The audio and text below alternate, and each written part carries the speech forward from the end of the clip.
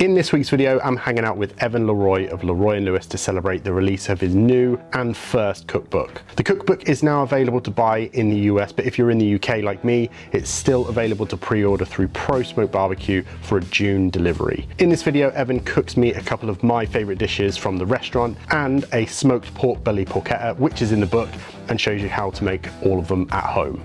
Okay, so this porchetta is gonna start with a kind of a wet rub. It's gonna have some salt and pepper, some crushed red pepper, granulated and fresh garlic, some toasted and ground fennel seed, olive oil, red wine vinegar, some rosemary, thyme, and then some orange zest. Normally, when you do a porchetta, it is a whole piece from the belly, including the loin, all deboned, skin on, rub all that stuff on, wrap it up, roast it till the skin gets crispy. I have found that it's difficult doing that in an offset or any kind of smoker because the smoke adds moisture to the skin, and if it's rounded, it's hard to have that layer of salt on top of the skin to dry it out and protect it from the smoke. So what we do when we do a porchetta is we do kind of one that is looking for bark and not necessarily looking for that crispy skin. We are going to take a pork belly that I got from the supermarket, tie that up. Before that, we're going to rub in our wet rub. Then we're going to tie it up. We're going to smoke it till it's nice and tender and juicy and delicious. I'm going to start with the things we've already done. Our toasted and ground fennel. This is about half the recipe that is in the book, but I'd say that is about a third of a cup. This is about 4 or 5 cloves of minced garlic. I'm going to go 1 tablespoon of crushed red pepper to not make it too spicy for this Englishman. I've got a little bit of black pepper. That always helps develop some bark. Typically, you would not see this in a porchetta, but if we're looking for kind of a barbecue porchetta, I'm gonna go with black pepper. A little bit of granulated garlic. Try not to get these huge clumps in there, and if you do, maybe break them up.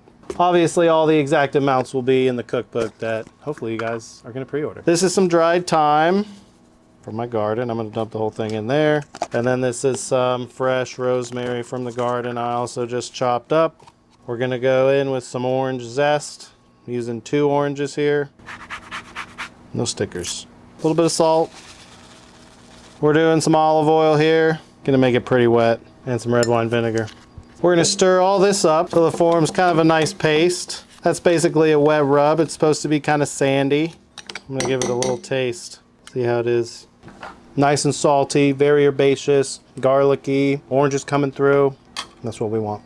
Would you ever make the effort to do it the night before to get a bit of dry brine going on? Oh, for sure. I don't see why not. You know, you're going to get more penetration as far as the flavor goes into the meat. I think that would be a really good call. We have 1 day to shoot here, okay? Not in the country that often, and I'm a busy man. That looks nice. I'm trying not to forget the sides, folks. I'm going to get everything on this side before I flip it over. Another good bit of seasoning on this side. That looks really nice. Smells delicious. That looks really, really nice. Trying to wrap it pretty tight here. Pre-cut strings, way too long.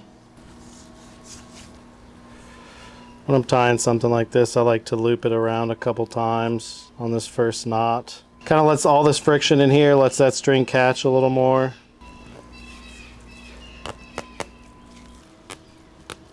Get out of here, fly. This looks really nice. We're gonna get a really nice spiral out of that.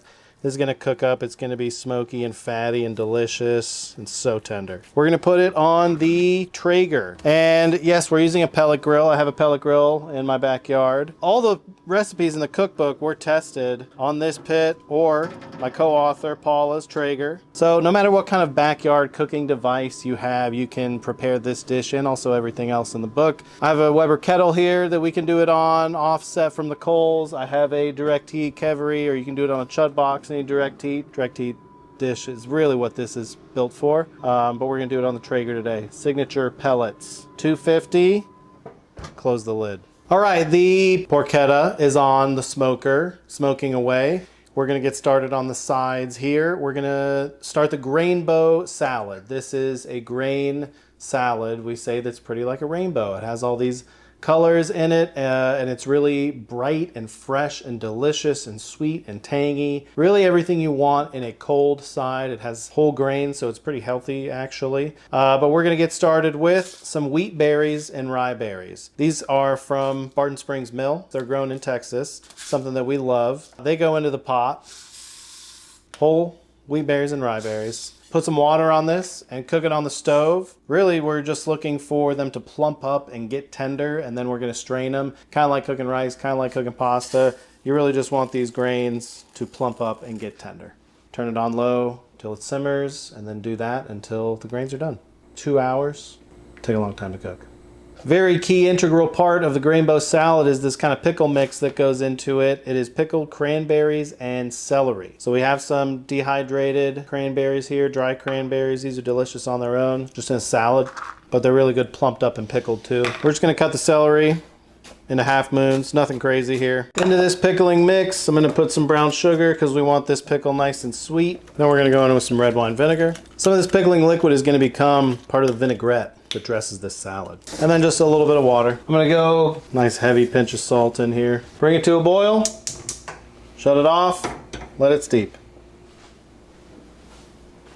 All right, the other freshness component of the Grainbow salad is some red onion and some fresh parsley. So I'm gonna cut those up right now. Into the bowl. I don't like to go too fine on the parsley. I like kind of a rough chop on it. It's an emotional dish. I know. That was a strong red onion. Have my book, please. The recipes we are cooking today are featured in my new cookbook, New School Barbecue Recipes for Next Level Smoking and Grilling. I authored it with my good friend Paula Forbes. This book is basically the kind of collection of the first part of my career. Everything from learning about barbecue to kind of developing my own style and all those things that kind of go into New School Barbecue or how I define that. So a lot of things from the food truck days, from me kind of cooking before that. It will be available for purchase after May 12th in the restaurant at LeRoy and Lewis and anywhere books are sold. All really awesome and excellent LeRoy and Lewis recipes in here. And if you're in the UK and you want to order this book, you can click the link below and get your pre-order in for Pro Smoke Barbecue, and it will be shipping midsummer. I've had a chance to read it, and whether you're a big barbecue person or not, it's full of great recipes, new ones, old ones, highly recommend it. Time to start making our pork hash and rice. This is a delicious and classic South Carolina style barbecue side dish. They take the kind of bits from the head, or at the restaurant we take the bits of the whole hog that are a little too crispy and not just a perfect texture for a whole hog meat, but still have a lot of flavor. We take that and we blend it up with rice, mustard, vinegar, hot sauce, and a pork stock we make from all those cooked whole hog bones. And then that creates a really nice, rich, tangy gravy that we pour over white rice, and that's what we're going to make today. But the point of this recipe is to kind of use what you have around. That's what South Carolina barbecue joints have around. Rice, bunch of cooked pulled pork. They have vinegar, hot sauce, and mustard because that's how they make their barbecue sauce. So we are going to use those ingredients, but kind of discuss a framework for making a dish similar to this, rich, tangy, meaty gravy over rice. You can do with almost any meat and sauce and thickener. So we're going to start with the meat here, and I have some pork steaks Dave cooked at the Chud Shop the other day. Direct heat pork steaks, so they're going to have a lot of flavor. So we're not going to do much except for just kind of cube these up. Look at that. That looks really good too. It's nice and tender. Oh, this is going to give a lot of flavor to our hash. The process for hash and rice is very simple. We're gonna take all this meat, we're going to put it into the pot. We're gonna squeeze some mustard in there, pour some vinegar in there, some hot sauce, some rice, and then we're gonna ladle in some stock to cover it, simmer it till all this meat basically dissolves. Hit it a couple times with the immersion blender, check it for seasoning, and then it's gonna be ready. Okay, I'm gonna go in with some cooked sushi rice that I had from the other day. A few shakes of Crystal hot sauce. This is my favorite of these Louisiana style bottled hot sauce. I like mine pretty spicy and I like the flavor of Crystal, so I'm going with a good amount in there. Some yellow mustard. This is a pot of stock that I put on this morning in the pressure cooker. I just put some pork that I had from the freezer, as well as some onion, carrot, celery, and I just cooked it for about 2 hours. The pork is falling apart. I got a nice little pork stock, and that is an integral part of this dish. You can use any stock that you have around. Chicken stock is very easy. You could even resort to using some bouillon cubes. It's a good idea to keep the flavors similar. Like this is a pork hash. we're using pork stock and pork meat. From here, this is gonna go onto the stove and it's just gonna simmer until all that pork continues to cook down, all the rice releases all the starch and everything kind of condenses and reduces, and we have a nice rich gravy. After that, we're gonna pulse it just a couple times with the immersion blender to make it smooth, and then we'll be done. Cranberries plumped up a little bit, celery all pickled, those are just cooling. Our grains are done. Some of them are plumped up to the point of exploding and releasing their starch, but most of them are just nice and fully cooked and tender. Delicious. I'm gonna strain these and cool them down in the fridge. I'm just gonna squirt these with a little bit of olive oil just in case they stick together. And I'm gonna pop them in the fridge to cool down. Good time to hit them with a little seasoning as well. Don't fall. The hash has reduced a little bit. It smells fantastic. The texture looks really good. The amount of meat and rice and liquid in here looks perfect for us to puree just a little bit. A couple pulses. Think that looks good? Look at this. That's really what you want right there. A couple larger chunks in there. All right, we gotta give it a little taste here. Check for seasoning. Smells very porky, nice and smoky. A little mustard in there. I think that's really good. If anything, I think we could go with a little more acidity. I might adjust this with a little bit of vinegar and a little bit of hot sauce. But other than that, I think it tastes very, very good. All right, in this bowl, we already have our red onion and parsley. We're gonna add all of our cooked and cooled grains. After the grains, we are going to add our pickled and strained cranberry and celery. Then we're gonna season it with basically a vinaigrette that we're gonna build in this bowl. First, we're gonna squeeze some extra virgin olive oil on there. Instead of just red wine vinegar, I'm gonna start to season with the pickling liquid. I'm gonna go in with a little bit of salt and pepper, and then we'll see where we're at as far as flavor goes and see what it needs. This is looking fantastic already. I think I'm gonna want a little bit more vinaigrette in here. We don't necessarily want it swimming. Enough in there to keep it nice and moist. It smells so fresh. Yeah, I love this side for barbecue because it is so fresh. You just said it. It's a contrasting side. It's got that freshness, nice and sweet and tangy. All right, I think it's time to taste.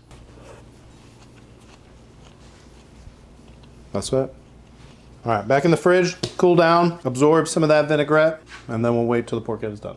All right, we have hit 185 internal temperature on this porchetta. It looks really good. It smells really good. In the book, we call for taking the entire thing when it has a pork loin in it to about 155. We did this one a little further because we want it more tender and kind of really unctuous and delicious with that pork belly in there. We're gonna take a look at it, take it off the pit, and give it a rest. Oh, wow. That looks wonderful. Feels tender, but not overcooked. It's gonna be really nice. This has been resting for about 30 to 40 minutes at kind of ambient temperature. We had it covered so the flies wouldn't get to it.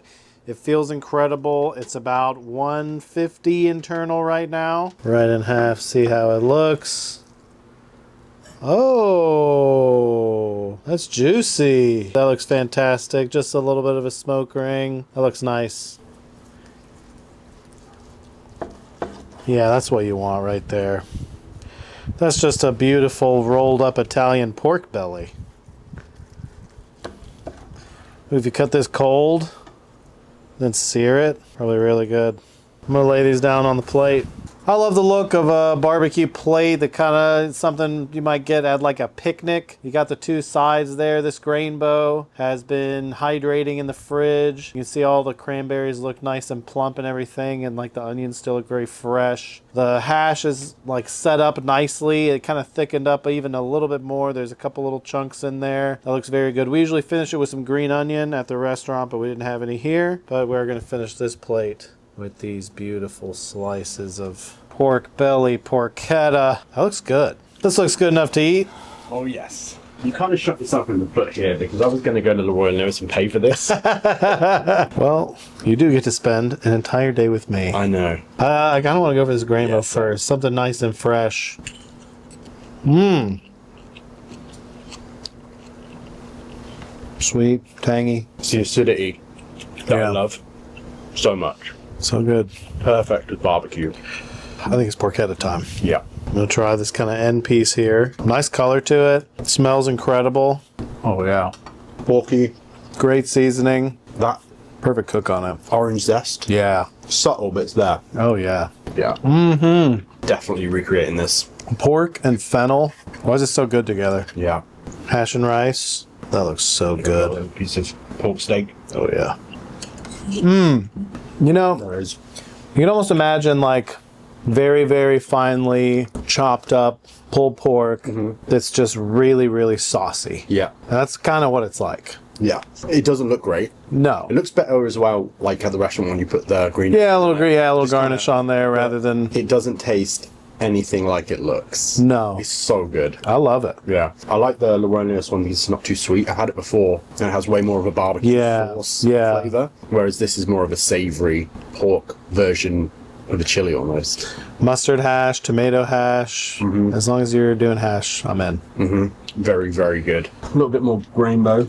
I love this porchetta recipe. Every time we make it, every time we do kind of pork belly with that like super fennel, garlicky, I love it so much. So thank you very much for being a private Michelin star chef for me today. I appreciate that. Yeah, thanks for coming over. And obviously remember, you can pre-order the book in the UK from the links below. Definitely get on it. There's loads of good recipes in there. Can't say that enough. Loads of good information. Highly recommend it. So if you enjoyed this video, please like, comment, subscribe. Go follow Evan over at his channel. And again, thanks Evan for having me and for cooking me lunch. Yeah, thanks for coming. This was fun. I'll see you next week for another video.